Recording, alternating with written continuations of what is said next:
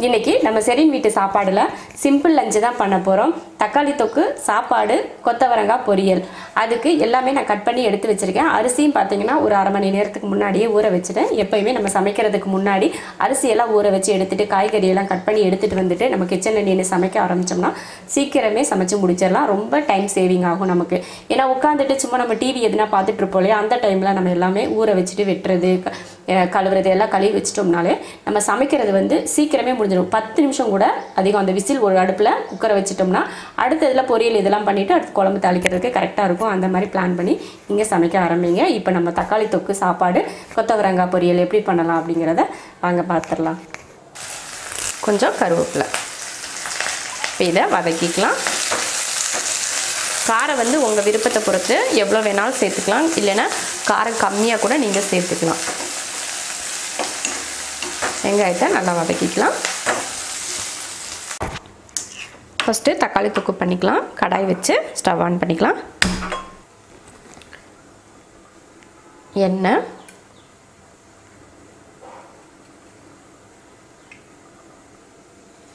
ஊற்றி எண்ணெய் காஞ்சிருச்சு. கடுகு உளுந்து சேர்த்துக்கலாம்.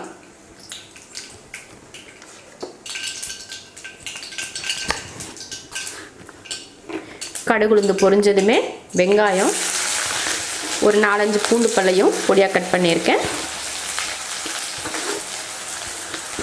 3 பச்சை மிளகாய், 5 தக்காளியை பொடியாக கட் பண்ணி சேர்த்துக்கிறேன்.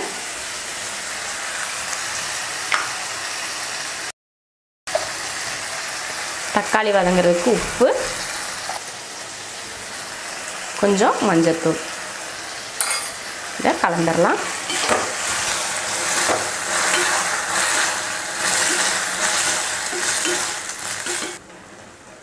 தக்காளி நல்லா கரையிற வரைக்கும் வேகட்டும். மூடி வச்சிடலாம்.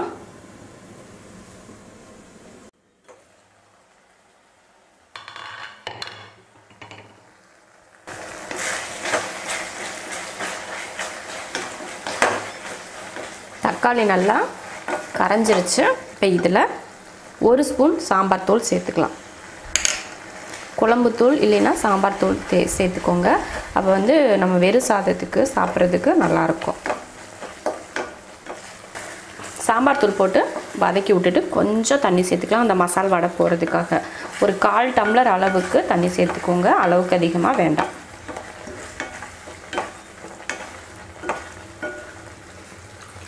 அவ்வளோதான், இந்த அளவுக்கு தண்ணி போதும்.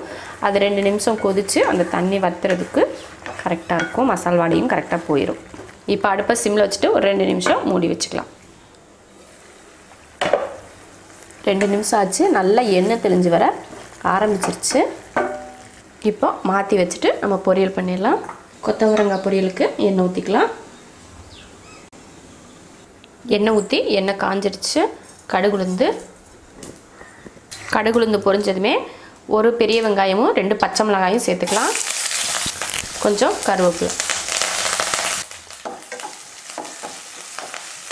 வெங்காயத்தை அதிக நேரம் வதக்க தேவையில்லை, லைட்டாக வதக்கிக்கிட்டால் போதும்.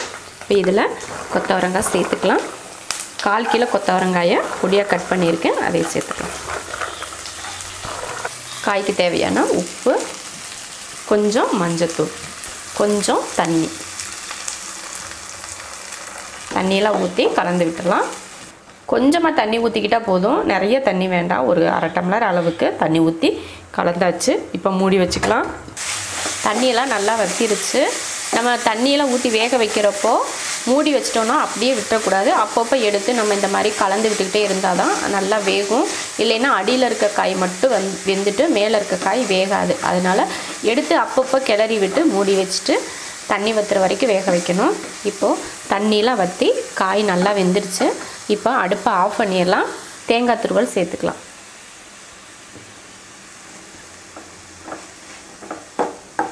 அவ்வளோதான், பொரியல் ரெடி ஆயிடுச்சு.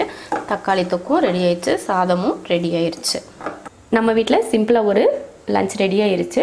சாப்பாடு, தக்காளி தொக்கு, கொத்தவரங்காய் பொரியல் ரெடி பண்ணியிருக்கேன். இது கூட கொஞ்சம் தயிர் கூட வச்சுக்கிட்டோம்னா கொஞ்சம் நல்லாயிருக்கும் லாஸ்ட்டில் சாப்பிட்றதுக்கு. நீங்களும் இது போல் ஒரு சிம்பிள் லஞ்ச் மெனு செஞ்சு பார்த்துட்டு பிடிச்சிருந்தா கமெண்ட் பண்ணிவிட்டு லைக் பண்ணிவிட்டு ஷேர் பண்ணுங்கள்.